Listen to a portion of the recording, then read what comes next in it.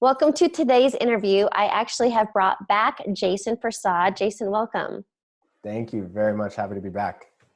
This topic, I'm so glad we connected on quantum physics because it's something I'm super interested in, I'm fascinated by, but I don't know a ton about, and that's what I want you to share with today. But before we dive into that, please share with us a little background, where you live and what do you do? All right. So I live in Toronto. I travel a lot right now in Canada, in the States, and in the Caribbean. Doing what I do, I have an alternative medicine practice focusing specifically on something called biofeedback. So biofeedback basically is where we can use technology to get information from the biology to give myself, the practitioner, insights as to how to help a client on their journey in terms of accomplishing health in whatever relation that may be, right? Whether it's chronic pain, whether it's disease or chronic disease, whether it's an autoimmune condition, IBS, whatever the case may be. This also plays into performance, right? Whether someone is trying to be a high performer, whether it comes to business or an athlete, we're using technology and these biofeedback mechanisms to give us more information about how their body's functioning and what's needed to get someone better. And so, yeah, that's pretty much what I do. Like, I like to specifically work in the chronic disease realm because those are the people that fall through the cracks of the Western medical system in terms of how to get better. You know, we know that medication does not improve someone's health. All it does is stop them from dying. Essentially, that's the role of medication. It's because their physiology is not functioning properly because of damage they've done, and they are now in a position where they are dependent on medication. And outside of that, there's no way for them to move beyond that in the current medical system or healthcare system. What we look to do now is, once someone is stable on that medication, is try to figure out, how did they get here? And what do we need to do or teach them to try and reverse some of the damage they've done within a means? You know, sometimes we get to a point where there's things we can't undo, but a lot of people who are in a chronic disease state want to learn how to better take care of their health. And that's where I bring the quantum physics methodology into all of this. And not to get too deep into that, because I think that's a whole nother subject. And I don't know if listeners, or have you seen the Heal documentary on Netflix? Yes, I have. And it really applies into what we're doing. You know, it's very interesting to see more and more of this type of medicine come out. And the thing is, it's been around. Like, you know, in the 70s, there were doctors using psychedelics in a medical practice to help clients overcome their disease. This is documented research. The problem is that it's not publicized anymore, you know, because of the propaganda, and with it being said to be, you know, a drug, right? Things like plant medicines and other things like that being put in the drug category. But we're seeing changes, like the state of Oregon now eliciting mushrooms and ayahuasca as healing plants that are now legal. We see mental health institutions now studying MDMA and LSD and mushrooms and other psychedelics as a form of medicine, instead of using narcotic type drugs to help repattern brainwaves and neural networks in someone's brain. So we're seeing this come about more and more. And, you know, I really bring the quantum physics into it because it just speculates that the body is not only biology, but also energy. And the subatomic particles that we talk about in quantum physics apply to our biology. And it isn't this like fluffy woohoo land, so to speak. You know, it's becoming more and more accepted as modern day knowledge that the body is what I like to call a petri dish, right? Biology, microbiology with emotions. And we have to address both aspects. Well, and I think Dr. Joe Dispenza is really helping this to become more mainstream, and the power of your mind. And I do believe a lot of Western med is just a Band-Aid. It's just like, here, oh, you have a headache, take some Tylenol. But it's like, if you really go deep to understand chronic pain and diseases you talk about, like they're underlying issues.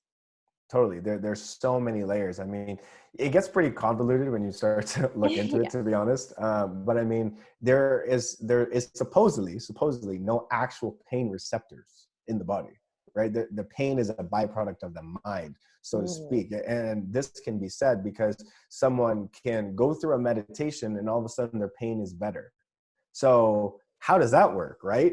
What is meditation? How can meditation affect someone's brainwaves?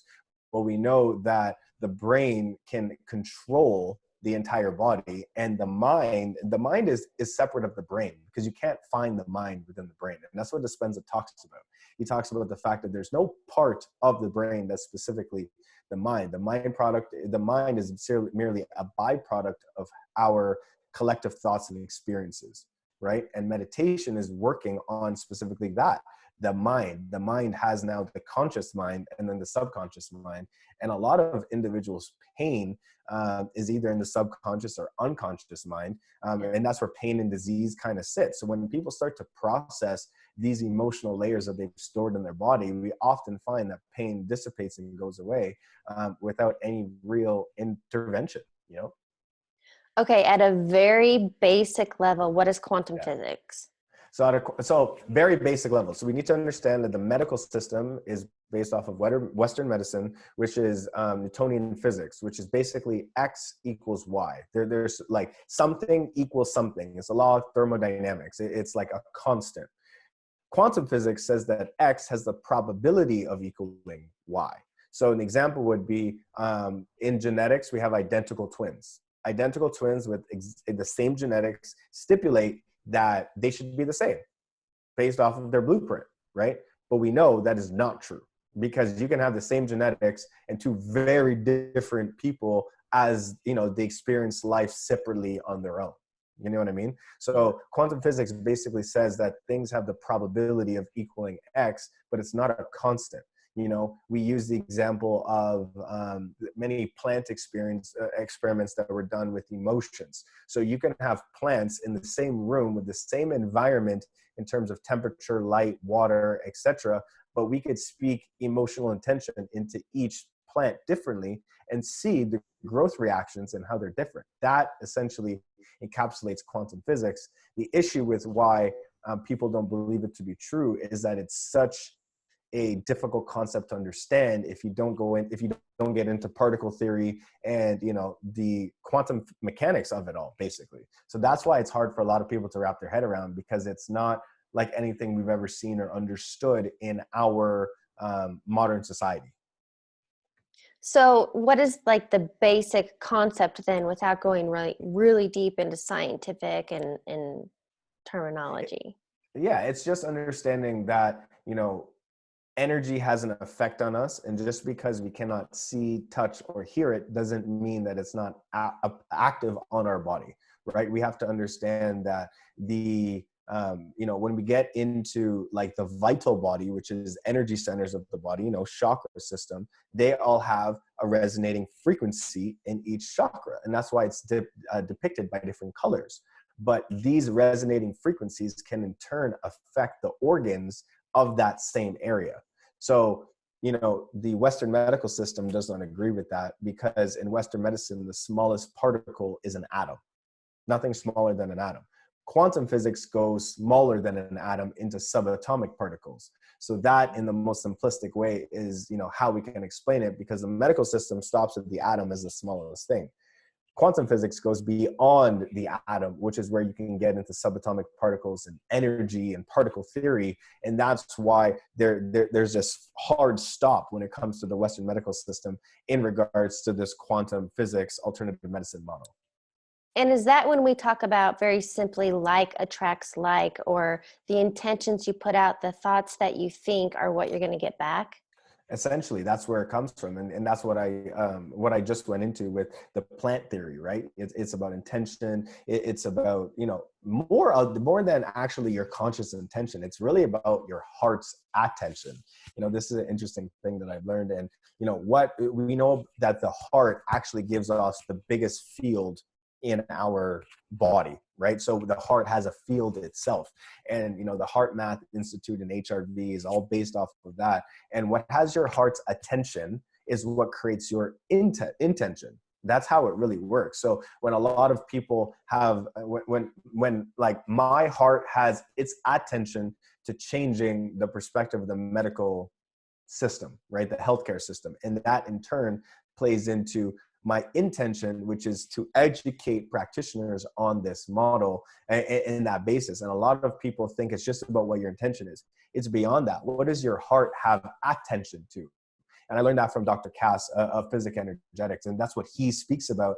And the more and more we get into, this heart coherence aspect in quantum physics, we talk about, what does your heart have attention to? What is your heart radiating outwards? And that's where sometimes we can feel that someone's intentions are ill based off of them being in front of us. Like, how do we know this? There's no tangible evidence to know this outside of what we are feeling, which is really quantum physics in a nutshell. Okay. Also, you shared, and for those watching on YouTube, they can see this a lot better, but I want to share this diagram, and we'll explain it as best we can for the podcast listeners. But Yeah. can we talk about these 4 levels of kind of the physical, systemic, vital, and mental body, and just explain this? Yeah, so this is a model that myself and others at Quantum Health kind of came up with, and it's a really good visual to explain how our system works. Now, above the mental body, we have something called the Bliss Body, and the Bliss Body really talks about the soul, our archetype, and those are fields that we can't really work with. Right? Like these 4 here are things that a practitioner can actively work with. Your archetype is almost like a soul imprint. I don't know if you've heard of Carolyn Miss or soul contracts or anything like that, but each soul is essentially given a mission and a purpose as to why they're here on earth. And part of us finding ourselves is figuring out what our mission is, right? And that's really what makes us the most happy, but that's a realm that we can't really touch. So these 4 realms are the things that we can actively work in to improve someone's health and bring them into alignment with who they're supposed to be. And most people start at the very bottom. You can see there the physical body. So that's where all the people are focused on how they look, where their abs, I need a toned butt. I need, toned arms, blah, blah, blah, blah, blah, right? Most people are in the physical body. And most people that move beyond the physical body are the people that generally have some sort of health condition, because the simple things like eating right and working out does not solve their problems. Does that make sense? So Yes. at the bottom, we have fascia, which is, most of us know what fascia is now. It's this lining that covers our muscles. It's like a sheath, and fascia integrates between organs and muscle tissue and everything like that. Then we have biomechanics, basically how you move, breathing patterns, right? People can be high chest breathers or diaphragmatic breathers. That is a representation of what's going on with the nervous system, okay? Movement patterns, so how people move, and then obviously localized tissue or joint pain. So a lot of people spend most of their time physio, chiro, gym, nutrition in order to solve the physical body, right? Now, a lot of people are like, if I have a pinch of sugar or I don't work out for a week, all of a sudden everything goes haywire. And that's because, obviously they haven't gone to the root of what's going on. Because if you've gone to the root of what's going on, you should be able to not work out for a week and you don't go completely backwards. It's like you're trying to drive the system in a certain direction. You know what I mean? Mm-hmm. Right. So, when we go above that, now we have the systemic body. And the systemic body really talks about organs, and organ systems, and then the lymphatic system. Now, I'm not sure how much you know about the lymphatic system. Dr. Perry Nicholson talks about this a lot, but the lymphatic system is really the bridge between the systemic system, being organ systems, and the physical body. And I learned this because when you're working with systemic disease, a lot of people are what we call a green fish tank. And the green fish tank basically says that, within this fish tank, we got fish in there being our organ systems. And people can have health issues. So the fish, the organs, are not happy. But it's really the environment that the organs are in that aren't happy, right? That's basically how we think, how we live, how we work out, the food we eat, everything like that. Make sense? So go On ahead. that question, Yeah. since I love that visual of a fish tank and the energy in the environment, how much Yeah. do our thoughts and beliefs create that vibration, the energy, the environment? Well, this is where we're going to get into that, because I'm working upstream, right? Okay. So based on the image. So what we need to understand before we get into the headspace aspect of it is that we are a meat suit, right? We are a petri dish. We are microbiology, we're organs. We are this meat suit that needs to be taken care of. And so if the fish tank is green because of all the things that we just stated, we have to try to clean the fish tank. So if I dump the water out, clean the aquarium, put the water back in, and I don't change the filter, what happens? It goes green again. So a lot of people have a clogged up filter system, which really is liver, gallbladder, lymphatic system. You can argue that the colon is a part of that as well. Basically, these are all the ways that the body detoxes the system. So a lot of women, you know, when they're on their period, have some sort of physical pain, which basically states that, you know, there's an organ causing physical problems, right? If anyone has eaten pizza, you know, and they're intolerant to, say, tomatoes and cheese, then all of a sudden they have low back issues the next day because their colon is yelling at them. You know, the amount of people that have skin problems and they do lymphatic drainage and all of a sudden their skin issues, whether it's acne, eczema, psoriasis, actually improves, tells you that an organ issue is causing these things. So we have to understand that organs are important in relation to biomechanics. Now, on top of that, we go into the energy centers of the body. So we can see on the right-hand side there, for those watching, we can see that it says, I understand, I see, I speak, I love, I do, I feel, I am. And these are all basically statements that correlate to different energy centers or chakras of the body. But every single energy center in the body has a correlating organ underneath of it. So the one I like to talk about the most is the throat chakra. I speak. And most people know that someone with a thyroid issue is generally, you know, some middle-aged woman, whether it's a nurse, a mom, a teacher. Generally, women have more of these issues than men do. And it's because they're doing more than the body wants them to do. So not only is their body being like, hey, you need to slow down because you're not giving us what we need, but they also don't speak their truth. They're often more of a yes person than they are a no person. Right? They take on more than they can handle. So their root is a communication issue, right? Which shows up in the throat chakra, which correlates to them being a thyroid problem, which in turn tells me that that person's going to have some sort of neck, trap, headache kind of pain because it correlates to that area of the body. Now, going into what you just spoke about being the subconscious mind, we then now go a root above that. So the question is, why does this person say yes more than they say no, right? Why are they doing things beyond the capacity that they have, right? So that's why the body's shutting them down. So subconsciously, it could be because they don't think they're good enough. So they want to say yes to prove their worth.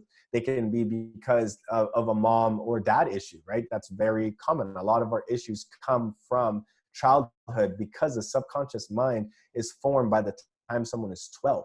So if they never really go into the subconscious mind, then they're not actually, you know, understanding who they are and why they are where they are. So the conscious mind, just to give everyone who doesn't have this visual understanding, the conscious mind is about 5% of our capacity, of our brain capacity.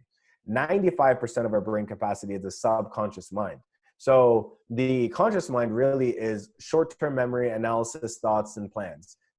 The subconscious mind is really where you get into long-term memory, emotions and feelings, habits and patterns. This is really where, you know, someone is programmed from. We have to understand that, you know, if you're 30 and 35, you know, you are making decisions based off of things that you learned when you were a kid, from what mom and dad taught you, from the environment you grew up in, from the, you know, social context or religious beliefs that you grew up in. Like, a lot of people live their entire life with ideologies they learned when they were a child, unless someone has experienced life experiences to change that when they got older.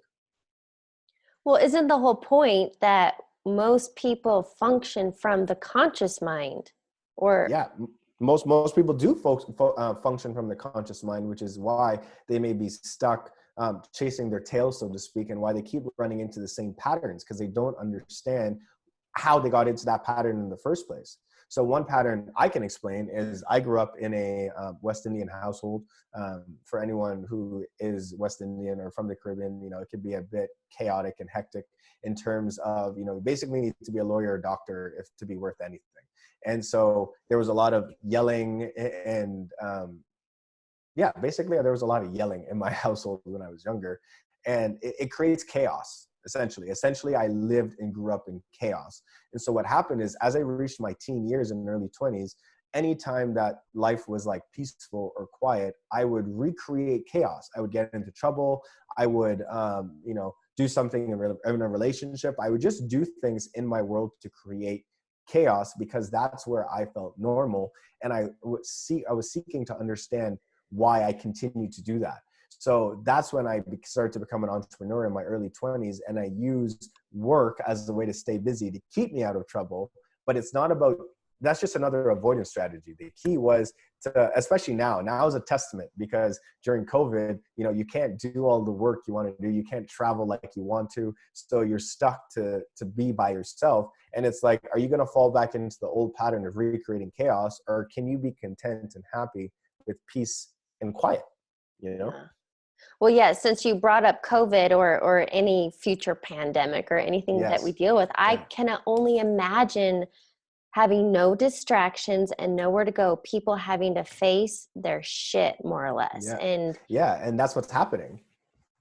yeah, but I think it's a huge wake up call and such a gift. But I think, Mhm. so the visual I got when you were explaining that was the conscious mind, 5% subconscious. It's that iceberg image that I'm sure most people Totally. have seen.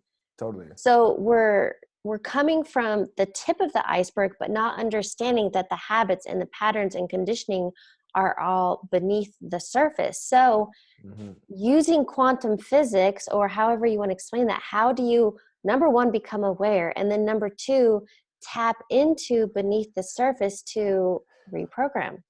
Right. So this is where we get into like the energy realm of things. So essentially what I have built and done is try to find people in that are awesome in their respective field that understand this model, right? We need to have energy workers that understand that the physical body needs to be taken care of outside of energy work. And we need to also find, you know, naturopathic doctors or health coaches or trainers or physios that understand that, hey, if you have a client with an issue that's not getting better, it's probably not physical. It's probably emotionally driven to begin with. So it's just building that. So, you know, answering your question in terms of how do we go deeper, you know, meditation is one of the easiest ways to get there. And a lot of people do not like meditation because they cannot sit still.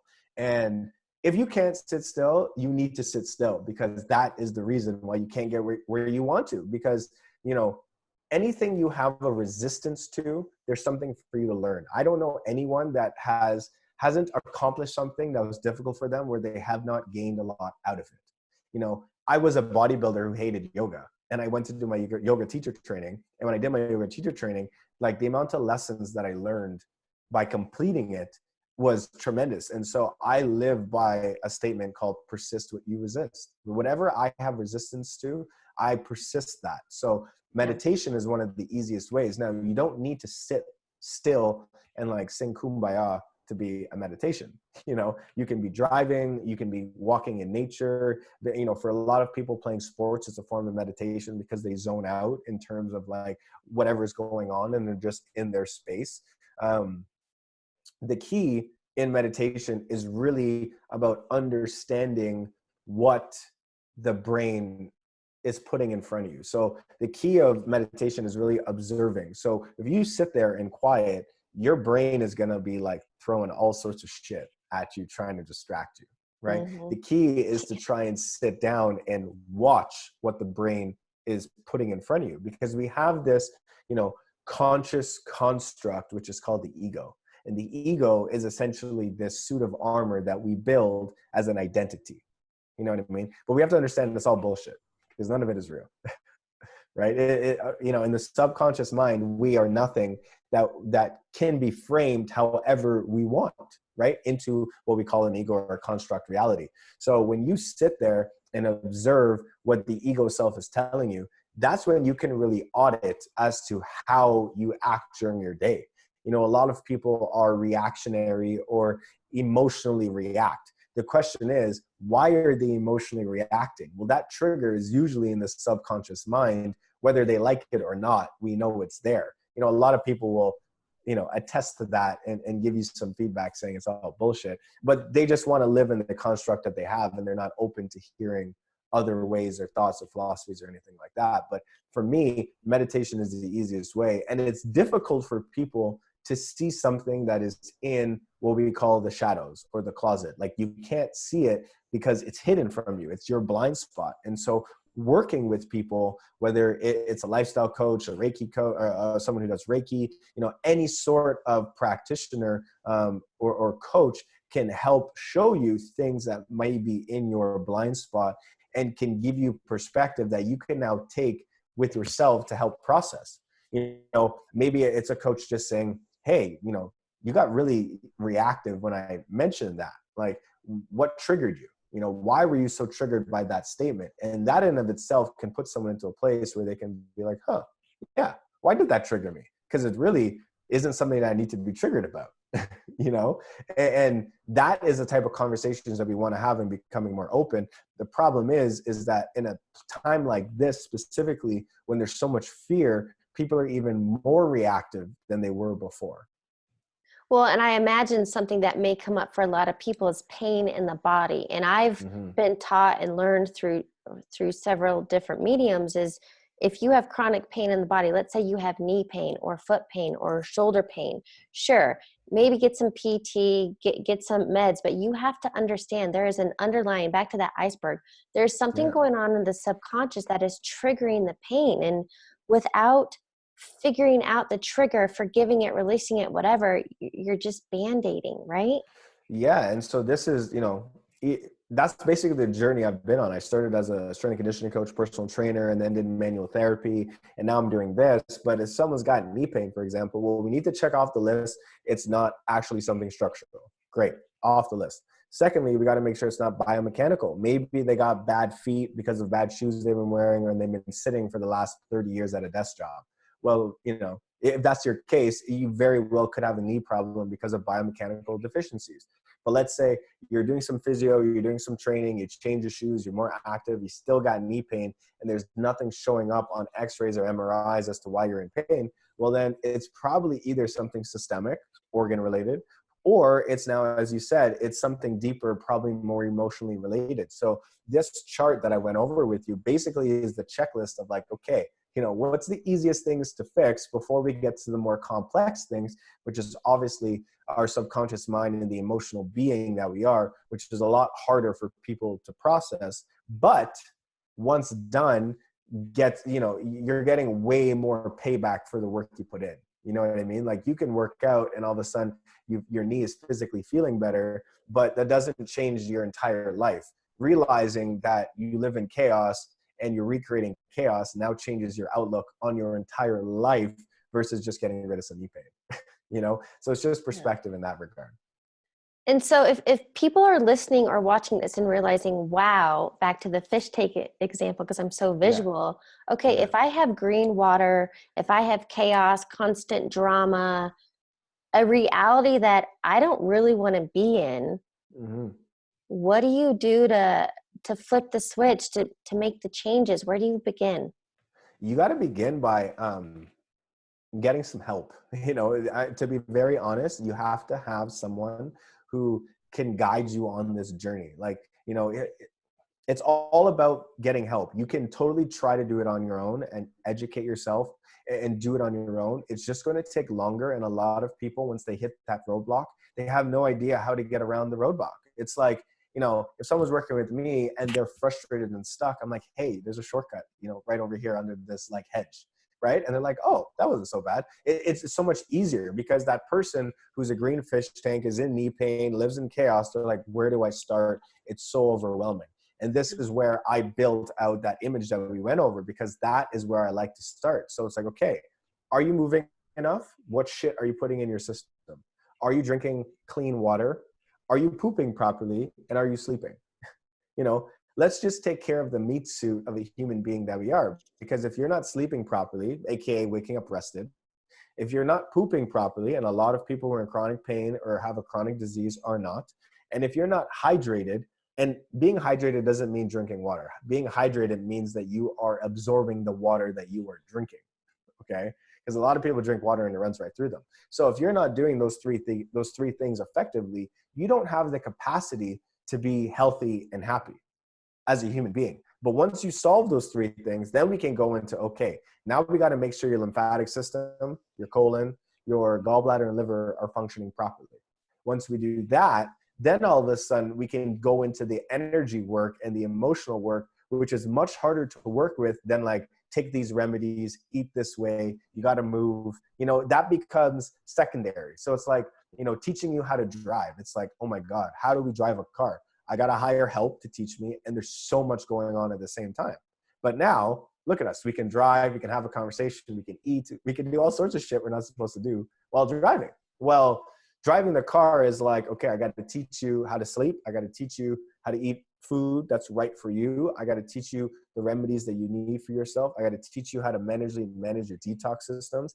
And once you're driving the car, once all of that is managed, then we can start to work on the chaos and the anger or the fear that you have going on in your world and the things we need to do in order to remedy that. It may be having a conversation while we're dad. It may be, changing your living situation. It may be you reevaluating your partner or friends that you have in your world. It may be your workplace, the job, the occupation you've taken. Like, this can vary few and far in between based off of like how you've lived your life. Well, and I just believe the biggest takeaway is to understand there is a much bigger picture than just the parts and the pieces that make the whole. Right. And It's about understanding how they all integrate together and not just separating them like we like to do. I don't want to separate, the physical from the systemic, from the vital, from the mental, which is what we do in the Western medical system. We have physios and chiros, and then we have systemic people such as dietitians and naturopathic doctors. And then you go into, the medical, and we have gastroenterology, and then we have endocrinology, and then we have gynecology. Like everything is separated and nobody knows how anything works. A knee expert has no idea how the foot works, and a foot expert has no idea how the knee works. And I'm like, those are the two closest joints. How do you not know how your neighboring joint works? You know what I mean? It doesn't make sense. Well, and so for somebody new to this or now understanding, holy shit, there are so many pieces to the pie without it being overwhelming, is there some sort of key takeaway that you can give listeners so they know where to begin? Key takeaway is auditing.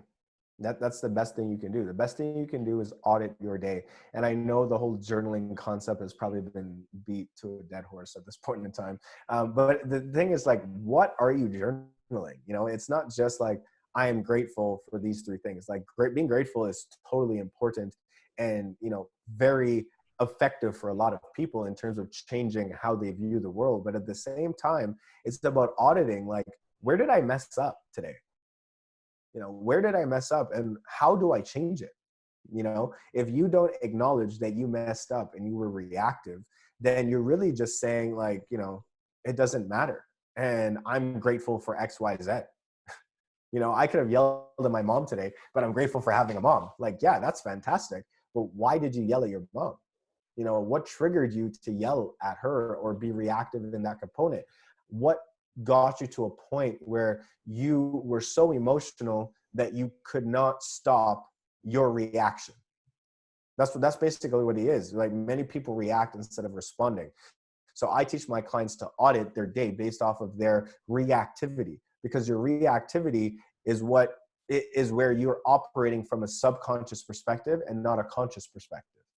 Because if it's conscious, you can choose your response, right? If you're reactive, you are now in a subconscious pattern because you don't have choice over what you're saying. How many people say shit and then I'm like, oh my God, I'm so sorry.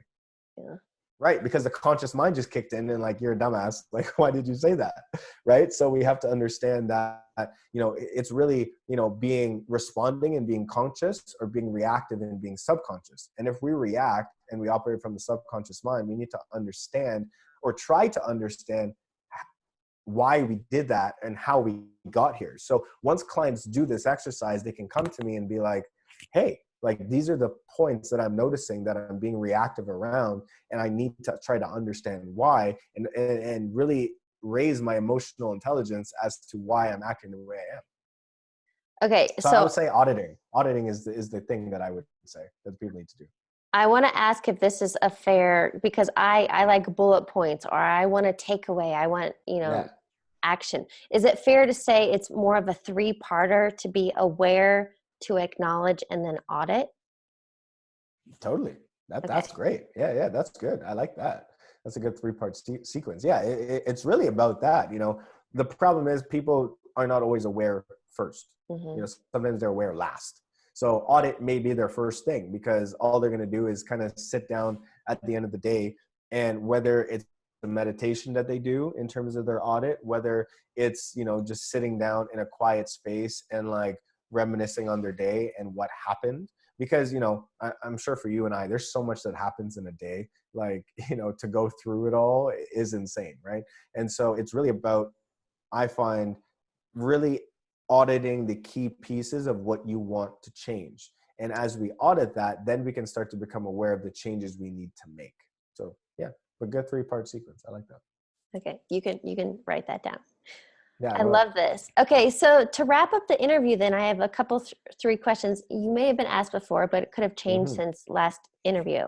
Yeah. What is a quote or motto that you live by? Persist what you resist. That's my favorite. Okay.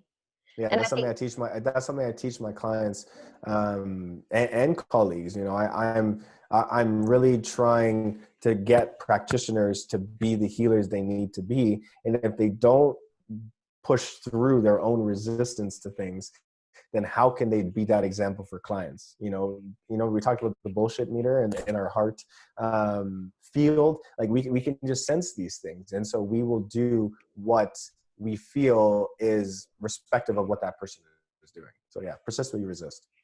100% agree. What is a book you're currently reading or highly recommend? The Quantum Doctor by Amit Goswami. I don't have it on my bookshelf right now, but yes, The Quantum Doctor, Amit, A-M-I-T, Goswami. I believe it's Goswami. And that really goes in. He's actually a quantum physicist, and he goes into quantum physics in correlation to health. And he's one of my professors at Quantum University, where I'm currently studying my doctorate. And that's a book that I'm just about finishing reading for the second time, because, every time you read a book, you have some different perspectives and you get different information out of it. Seriously, I 100%, when I read books, I didn't used to do this, but now I highlight. Yeah. And when I reread, I have new highlights. So I agree, go back. You see the information totally differently based off of your, new life experiences and perspectives that we learn. Final question for you, based on what you know today, using quantum physics, what would you tell your younger self? Ooh. Funny. So I was enrolled in the Czech Institute when I was 20. I'm now 27. And when I was 20, I was exposed to all of this, and it went right over my head. And because back then I was a bodybuilder. At 20 years old, I was a bodybuilder. So when I was told that organs correlate to energy centers of the body, like that didn't really mean anything to me, because I was high performance. So I'm like, I'm perfect. I'm great. There's nothing wrong with me. My own ego just like brought that up. So I would probably tell myself to, pay more attention to the subatomic particles in the subatomic world and the energy and how it correlates to physical health. I think that's what I would tell myself. I like that. Yeah. Phenomenal note to end on. Jason, thank you so much for joining me again and sharing this phenomenal information. Thank you very much for having me. Always a pleasure to be here.